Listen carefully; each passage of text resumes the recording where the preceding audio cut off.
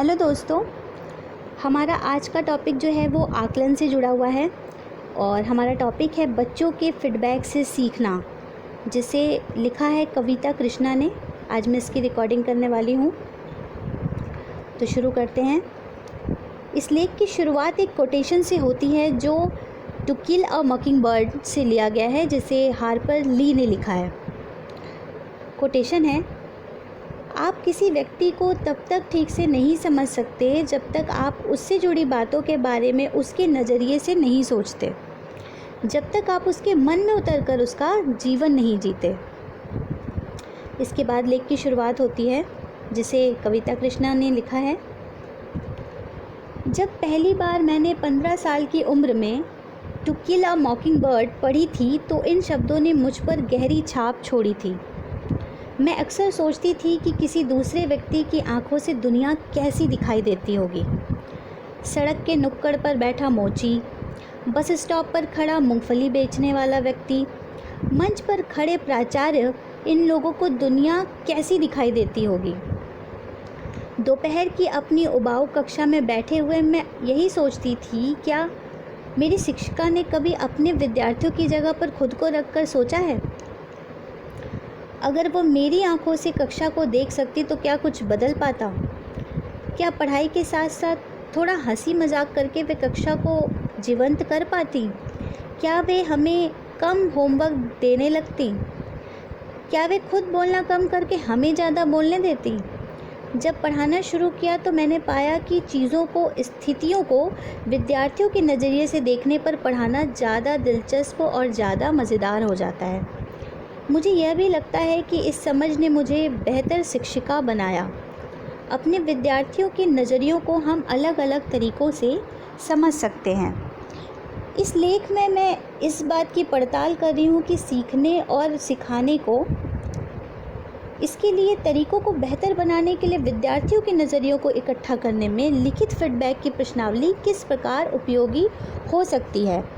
इस लेख में मैंने ऐसे कुछ तरीक़ों का वर्णन किया है जिनके द्वारा हम विद्यार्थियों से फीडबैक एकत्र कर सकते हैं, उनका अर्थ लगा सकते हैं और उन पर अपनी प्रतिक्रिया दे सकते हैं।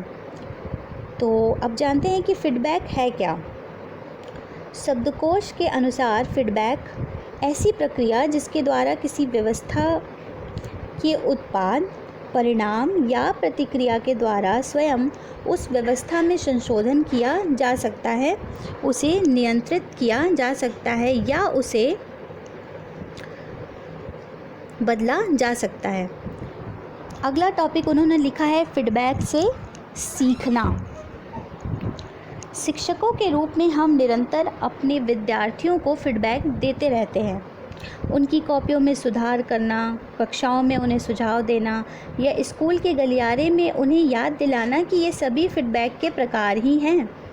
शिक्षकों के रूप में हम यह मानते हैं और कभी कभी तो आशा करते हैं कि हमारे फीडबैक का हमारे विद्यार्थियों के सीखने पर सकारात्मक प्रभाव पड़ रहा होगा। फीडबैक वह तरीका है जिसके द्वारा हम अपने दृष्टिकोण और चिंताओं को विद्यार्थियों तक पहुंचा सकते हैं। शिक्षकों के रूप में हमें खुद भी निरंतर फीडबैक मिलता रहता है। विद्यार्थियों से मिलने वाले फीडबैक से हमें अपने सिखाने के तरीक़ों में संशोधन करने या उन्हें बदलने में मदद मिलती है।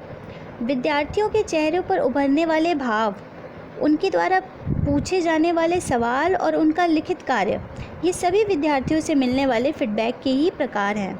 इस प्रकार का फीडबैक बेहद उपयोगी होता है, भले ही कभी कभी उसे एकदम सही से ही समझ पाना मुश्किल होता हो।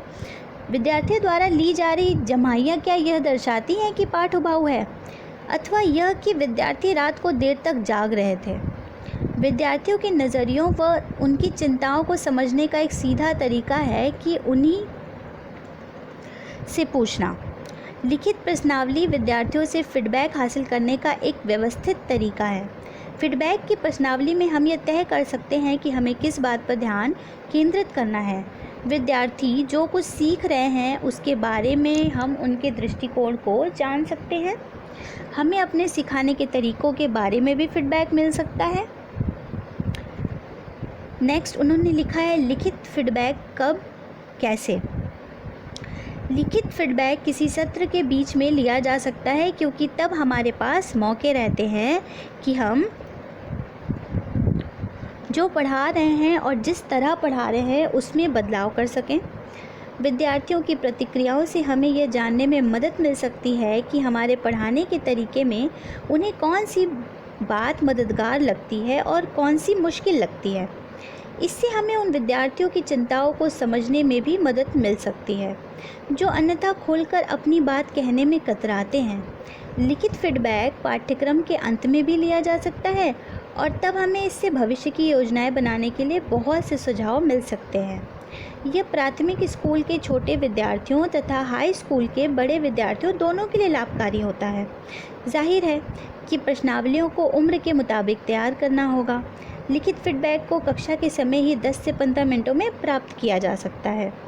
विद्यार्थियों को इस बात का पूरा भरोसा दिलाया जाना चाहिए कि उनकी पहचान उजागर नहीं होगी, ताकि वे अपनी राय खुलकर व्यक्त कर सकें। विद्यार्थियों को फीडबैक का उद्देश्य बताना भी उपयोगी होता है। मैं अपनी प्रश्नावलियों की शुरुआत में अक्सर ये वाक्य जोड़ दिया करती हूँ कि इस प्रश्नावली पर आपकी प्रतिक्रियाओं से मुझे अपने और साथ साथ आपके काम की समीक्षा करने में मदद मिलेगी। हम प्रश्नावली में कई तरह के सवाल पूछ सकते हैं, पर यह इस बात पर निर्भर करेगा कि हम सीखने सिखाने के किन पहलुओं पर ध्यान केंद्रित करना चाहते हैं। प्रश्नों की 2 मुख्य श्रेणियां हैं जिन्हें मैं बहुत उपयोगी मानती हूँ। पहली श्रेणी में शिक्षक या सिखाने के तरीकों से जुड़े सवाल होते हैं।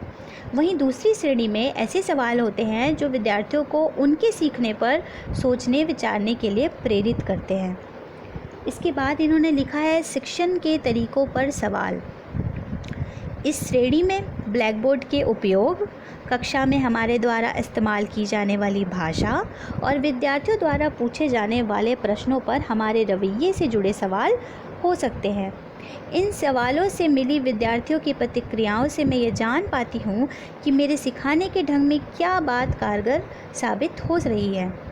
मुझे यह भी पता चलता है कि किन क्षेत्रों में मुझे सुधार की ज़रूरत है। इन सवालों को बच्चों के सामने रखना ही मुझे इस बारे में अधिक जागरूक बना देता है कि मैं कक्षा में क्या संप्रेषित कर पा रही हूँ और कैसे कर पा रही हूँ। इस पहलू के बारे में मैं विद्यार्थियों से जो फीडबैक मांगती हूँ उसका एक उदाहरण इस प्रकार है। इस वर्ष विज्ञान की कक्षाओं में हुए शिक्षण से जुड़े इन वक्तव्यों के बारे में कृपया अपनी प्रतिक्रिया दें। आपकी राय से मिलते जुलते बॉक्स में सही का निशान लगाएं। यदि आप कुछ कहना चाहते हो या कोई सुझाव देना चाहते हो तो उन्हें अंतिम खंड में लिखें। इसके लिए इन्होंने एक तालिका बनाई है। मैं तालिका का एक बार टॉपिक सारा पढ़ देती हूँ।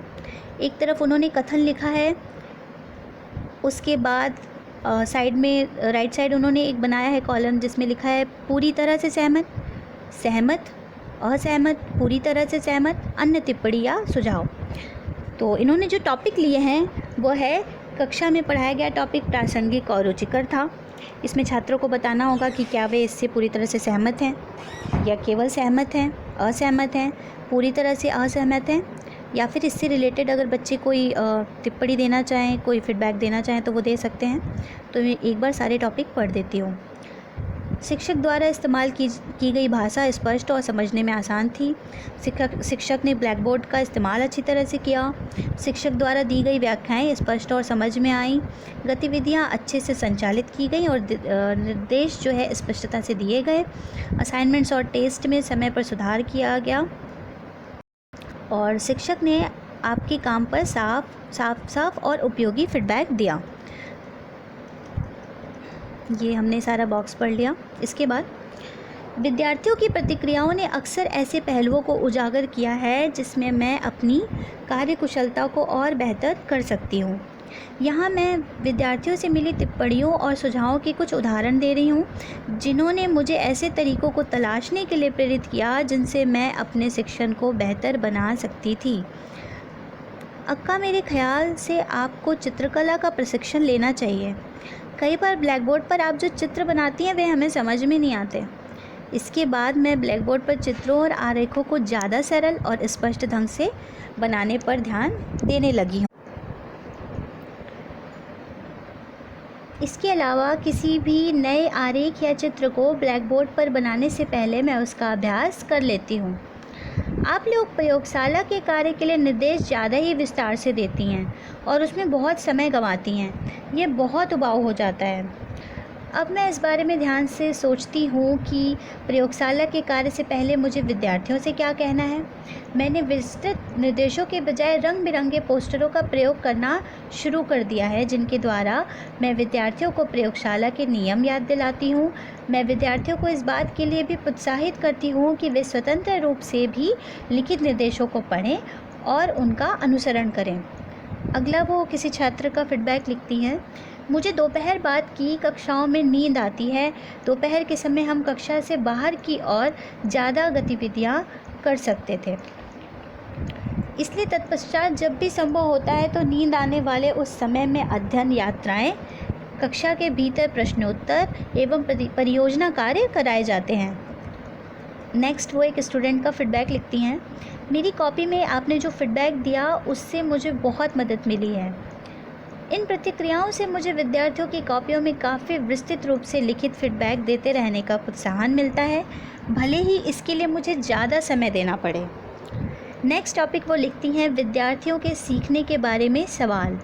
इसके अंतर्गत वो लिखती हैं दूसरी श्रेणी के सवाल विद्यार्थी क्या सीख रहे हैं इसके बारे में उन्हीं के दृष्टिकोण को उजागर करता है। कक्षाओं में विद्यार्थियों को क्या मुश्किलें आई, उन्हें क्या बात मूल्यवान लगी, इससे जुड़े प्रश्न इस श्रेणी में होते हैं। यहाँ मैं उदाहरण स्वरूप कुछ प्रश्न दे रही हूँ जिनसे मुझे विद्यार्थियों की चिंताओं को समझने में मदद मिली। इसमें वो पहला लिखती हैं इस वर्ष आपने विज्ञान की कक्षा में जो सबसे महत्वपूर्ण बातें सीखी वो क्या हैं?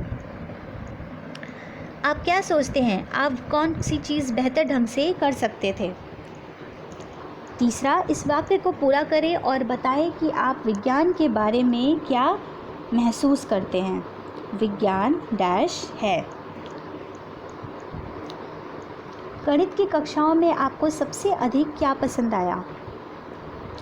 इसके बाद अगला वो लिखती हैं गणित की कक्षाओं में आपको कौन सी बात सबसे कम पसंद आई? इस तरह के सवाल मुझे दो तरीक़ों से बहुत उपयोगी लगे। पहला तो यह कि विद्यार्थियों के उत्तरों से यह पता चल जाता है कि सिखाने का यह मेरा तरीका काम कर रहा है या नहीं। विद्यार्थियों जो कठिनाइयों को महसूस कर रहे हैं मुझे उनका आभास हो जाता है। कौन सी बातों से उनमें उत्साह का संचार होता है इसका भी आभास मुझे उनके उत्तरों से हो जाता है। इस पूरी गतिविधि का दूसरा लाभ विद्यार्थियों को भी है। विद्यार्थियों को मौका मिलता है कि वह अपने सीखने को लेकर खुद सोचें विचारें। विद्यार्थी क्या सीखते हैं और किस तरह सीखते हैं इसके बारे में आगे की चर्चाओं के लिए उनकी ये प्रतिक्रियाएं एक शुरुआती बिंदु का काम कर सकती हैं। यहाँ मैं उदाहरण स्वरूप माध्यमिक स्कूल के विद्यार्थियों की कुछ प्रतिक्रियाएं साझा कर रही हूँ। पहला, जब मुझे उत्तर मिलते जाते हैं तब तक मुझे गणित के सवाल करना अच्छा लगता है। मुझे लगता है कि मैं अपने समूह के सदस्यों के साथ बेहतर तालमेल कर सकता था। मुझे कक्षा में और विस्तार से नोट्स बनाना चाहिए था। मैंने हाथ ऊंचा करना और फिर अपनी बारी का इंतज़ार करना सीखा। मुझे समूह में काम करना बिल्कुल भी अच्छा नहीं लगता। मेरे ख्याल से हमें अकेले अकेले काम करने देना चाहिए। मैंने जो दो सबसे महत्वपूर्ण बातें सीखी थीं वे थी सवाल पूछना और समूह में काम करना। मैंने पौधों के बारे में बहुत कुछ सीखा। छात्रों की इन प्रतिक्रियाओं के बाद वह लिखती हैं फीडबैक पर प्रतिक्रिया देना। जब विद्यार्थी सकारात्मक फीडबैक दें तो अच्छा लगता है, लेकिन विद्यार्थी अगर ईमानदारी बरते तो वे हमेशा वही नहीं कहेंगे जो हम सुनना चाहते हों।